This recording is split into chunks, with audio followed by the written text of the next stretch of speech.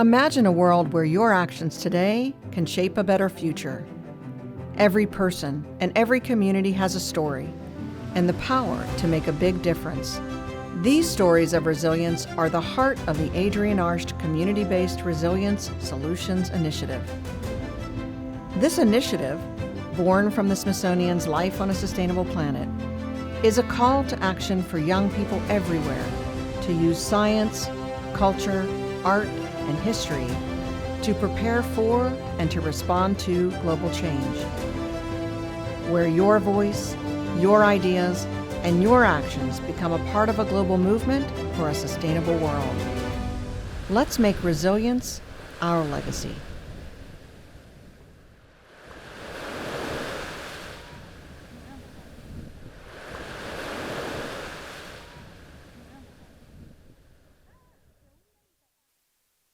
Cuando tenía 10 años, yo esperaba, era el momento en donde pudiera tener la edad para poder aprender a bucear, que son 13 años.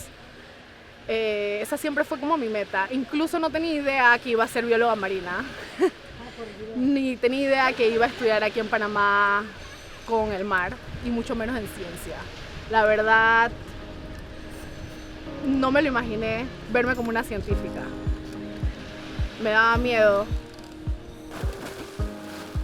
Sobre mi comunidad, pues es sumamente importante que comparta sobre mi trabajo, mis experiencias. Pues para mí es algo que lo hago porque me gusta también compartir mi pasión, pues el amor y pasión que tengo por mi trabajo, por lo que veo, por lo que vivo día a día, por cómo estos cambios se están realizando en el mar, lo que está sucediendo, pues, y lo que veo con experiencia propia, con mis propios ojos, es algo que me encanta compartir como técnica de investigación, como joven, como activista, como persona que quiere enseñar lo que aprende. Pues siento que es algo que es una de las cosas más importantes para mí, demostrar más que nada a los niños de que nada es imposible, de que la oportunidad que tengas, aprovéchala, y si no es lo que tú quieres, busca la forma de obtenerlo.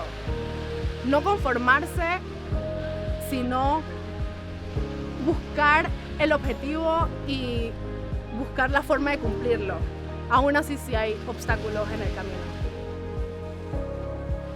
Es importante que los jóvenes aprendamos de resiliencia y aprendamos de cómo adaptarnos a estos cambios, no rendirnos, y que es importante seguir, es importante trabajar fuerte para lo que uno quiere, para lo que uno busca, y que no solo vivamos por nosotros ni trabajemos por nosotros, sino que vivamos y trabajemos por las futuras generaciones, por las personas que vienen, por nuestra familia, por nuestra comunidad alrededor. Que la pequeña acción que hagamos hoy en día va a influir en nuestro futuro y va a influir a lo que queremos llegar, a lo que queremos alcanzar. Siento que una de las cosas más importantes dentro de la resiliencia es adaptarse y controlar, tener un control de uno mismo y recordarse por qué estamos haciendo esto y no rendirse. Aprovechar que esos retos nos enseñan en realidad. Y mientras más difícil es porque detrás de ese reto hay ese sacrificio, hay un logro y hay algo que podemos alcanzar. Y tal vez no sea directamente para nosotros mismos, sino para alguien más.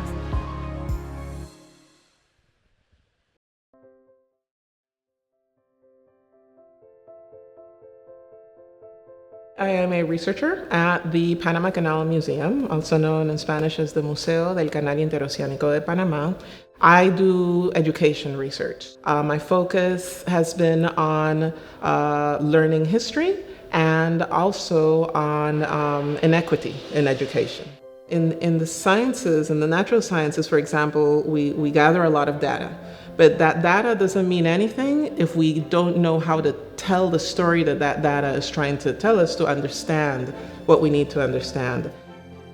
I think that our youth right now are living at a time where there's a lot going on in the world, some of which they may or may not understand, whether it's related to climate, whether it's related to wars, whether it's related to strong emotions between different groups of people who are not necessarily getting along the way we would like them to. It is important for youth to see that, yes, there are big problems out there, and it's good to know that you kind of have to feel that fear, feel that tension, and keep going. And you can keep going and grow from those experiences and do even better afterwards. When I think of resilience, I like to think of a spring. You can pull it, bend it out of shape as much as you want, but somehow it's able to spring back to where it was, and sometimes even stronger. But again, you have to go through those experiences in order to have that new growth, that makes you that new person that continues on and is able to see new opportunities that you couldn't see before.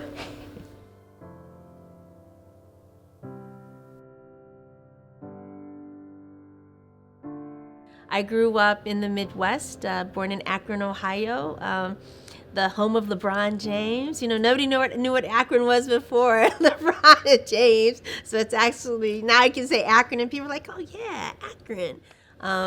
And we lived outside of Chicago for several years. Those are probably my most formative years. My mom was a nurse. My dad was an engineer. So I grew up in a very science-focused household. When I think about, my childhood and, always being able to ask questions, but also always being questioned, someone always asking a question. And so I think those are also the things that make me smile. My parents were both individuals who had very difficult upbringing. And, my mother came up at a time when, women didn't get PhDs. Right? Women didn't become doctors, and she was incredibly smart, and so she was a nurse, and she was an excellent nurse. Her strength is something that when I thought about if I were ever going to give something up, I could just look back and think about what have my parents been through. I should not be complaining, and I should be able to push through this. So I do think that having the experience of parents who, despite all the difficulties they had been through, were still able to be supportive and loving and didn't let the world, turn into this very negative place. And so, again, for me, resilience is being faced with difficult situations and making your way through them, and trying to figure out, what can I do to overcome this, and how am I going to come out and be okay? There's small things and there's big things. But yeah, being able to overcome, persevere, survive, and in my definition of resilience, coming out and still being as positive about everything as I can, right? Trying not to be beaten down by the situation, but also being able to say, okay, I got through it. What did I learn from it? But keeping that positive attitude, right? That it's, I can get through something else now. It's going to be all right. I didn't get beaten down by that, so that says something.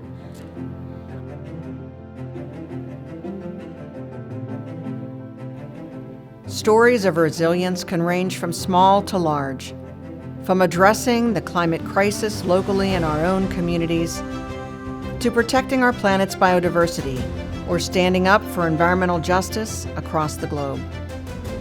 We're learning how to adapt and thrive and lead the way to a resilient future.